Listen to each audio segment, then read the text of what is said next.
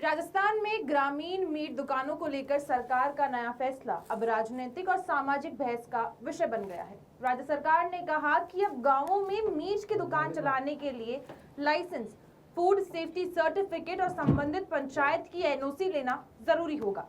बिना अनुमति दुकान चलाना नियमों के खिलाफ माना जाएगा। इसके साथ ही सरकार का कहना है कि ये कदम अवैध मांस व्यापार रोकने पर लगाम लगाएगा, स्वच्छता मानकों को लागू करने और स्थानीय स्तर पर जिम्मेदारी तय करने के लिए भी आवश्यक है।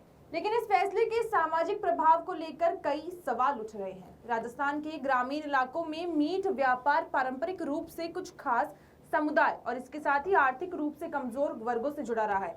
ऐसे में ये चिंता जताई जा रही है कि पंचायत स्तर पर एनओसी की अनिवार्यता उनके लिए अतिरिक्त प्रशासनिक और इसके साथ ही सामाजिक दबाव भी बन सकते हैं।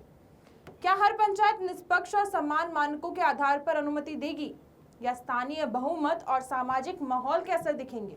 यही है ये मुद्दा नियमन बनाम नियंत्रण की बहस में बदलता हुआ नजर भी आ रहा है।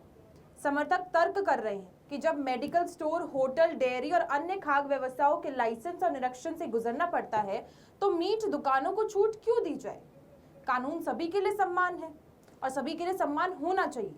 वहीं आलोचक कह रहे हैं कि व्यापारिक स्तर पर नियम कभी कभी चुनिंदा तरीके से लागू हो सकते हैं और यदि पारदर्शिता और स्पष्ट दिशा निर्देश नहीं हुए तो छोटे दुकानदारों की आजीविका पर असर पड़ सकता है।